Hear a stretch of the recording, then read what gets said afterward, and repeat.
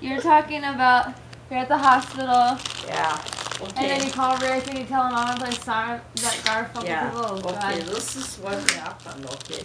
I go to the hospital. See, my friend Rick told me that he was taking me to the first class hospital, Summerlin Hospital. I said, okay. So I get in the car and my head's hanging out the window. I don't think I'm gonna get there. I'm gonna pass out. So I get there and they said, you have no blood in you and no oxygen. I said, okay then, fix me up. So, okay, so I'm in there.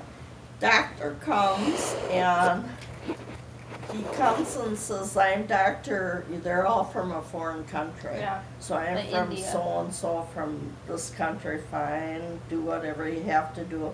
So he checks me all out. He says, okay, he doesn't come back and tell me.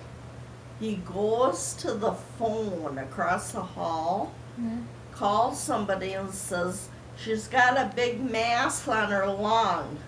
And I'm like, ah! What the hell? Oh my God. Then they're giving me blood like there was no tomorrow. 4 big things. They had oxygen out here.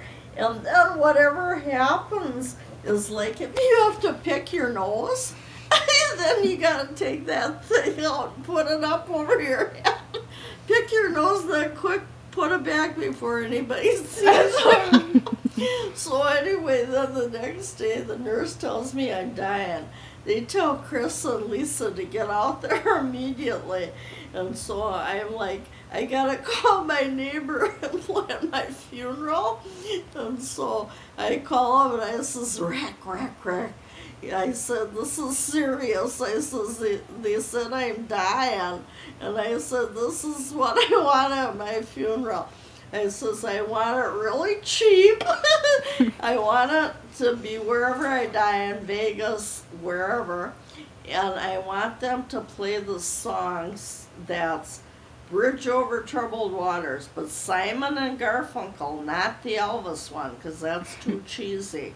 Then, when they hear the song, and it says, sail on, silver bird, sail on by, my time has come. This is going to be the music.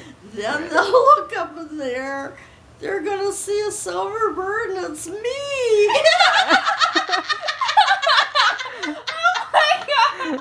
Okay, we'll do that. It's going to be real short, though. After that, nothing. And, oh yeah, I don't want to be embalmed. What's that? When they split you open and take all the blood out of you and put this formaldehyde in, so you're supposed to look good, but you don't. You don't want to be an organ donor? Closed casket. Who wants 71-year-old organs? Especially the look at my liver. Oh, God, she drank a lot. Oh my God. Oh my God. So anyway, this is what happens. Okay, they got Chris and Lisa rushing out there, trying to get on a plane the same day to get out there in time. Okay, I'm laying in bed and thinking there's road construction around the hospital. Are they gonna make it before I kick off? And I'm like just like hanging onto the sheets and like getting scared. So then Rick's sitting there by me and I says, Rick. I said, as soon as Lisa and Chris come, we're going to have this big crying attack, you know. So I says, go out and find 4 bath towels. One for you, me, Chris, and Lisa. So he comes back, he's got 4 washcloths. I said, are you nuts? I said, we're going to be crying here for a few hours. Go out and find some big bath towels, good ones. So he back with 4 bath towels. And I said, okay, put them right here. So anyway, then finally Chris and Lisa got there. And we didn't have any sad. It was all happy. And, you know, we just were talking about everything we've done in our life that's been happy. Mm-hmm. And it was just perfect. And so then Chris had just flown, you know, for like, well, Lisa too. So anyway, then we told Chris, Al had already said we could stay here, and Chris and Lisa could stay here at night. So Chris said he was going to come back here and sleep a few hours, and then Lisa says, I'm not leaving this room. So she had a reclining chair, and this poor kid had been up for I don't know how many hours, and she sat in that chair, and honest to God, I could not go to sleep. I was so scared that I wouldn't wake up, Mm-hmm. and I talked all night, and she'd be like this. And then I'd say, Lisa, we did this. We went to Vegas, and Marion and I told you a story about a chicken with its head cut off. You hang it on the clothesline, you cut the head off, and then it keeps flapping around for a while. And I mean, I was crazy, because I hadn't had any sleep in like No beer? Huh? No beer? beer, nothing. Well, that's Yeah. awful. Oh my God. And that poor kid. Okay, this is really good now. Okay? All right. So, okay. Then, then Okay. finally the night it was over, and I don't know how it was over because that poor kid stayed up and talked to me all night. So anyway then, okay. Next morning, I got the shits like you would not believe. And I don't know how, because I had nothing to eat. So then, this little guy was about 5 feet high, and he was like a real religious guy, like a Mormon.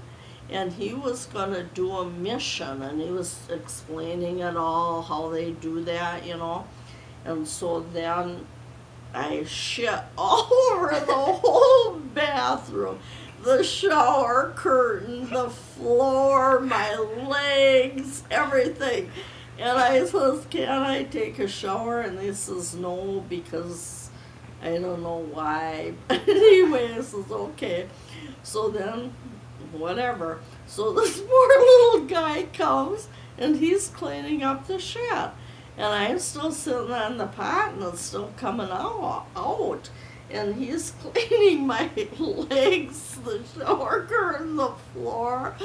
And then all of a sudden, he's down between my legs, wiping my legs off. And I thought, oh, some more is coming. And Chris was standing in the doorway because he had to help me get up off the pot and get me back to the bed because I was so weak. So anyway, I'm thinking like this, okay, I don't want to shit on his head, because if I stand up, his head's right there between my legs. And so this is what I was going to do. I got my hands like this, and I thought to myself, okay, if shit starts coming out again, I'm going to push this kid with my 2 hands as far across the room as I can. And thank God I was able to get up and no more stuff came out.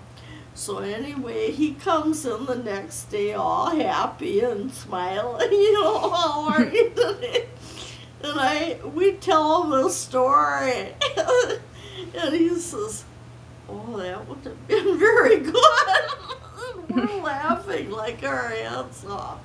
Oh my God. So then they took me to another room, and then this woman says, well, there's nothing wrong with you. And we're like, what? How come they told me I was dying? well, you're not. And I'm like, Wow. all right. Oh my God. Oh my God. So anyway, after this all happened, I told Lisa, I am like a cat with 9 lives because I just keep going. No matter what happens to me, I keep putting along like, oh my God. Can you imagine somebody telling you you're dying? And then 2 days later, oh, no, you're fine. You gotta get out of the hospital. We'll only let you stay here for 3 days. Oh my God. So yeah, the rest of the story is this. Okay, so in the meantime, Jim's calling. He's in a nursing home and nobody's coming to see him, which is really sad. And he kept saying, nobody's coming to see me. I don't know what to do. Can you come and see me? And we were all like heartbroken. Mhm.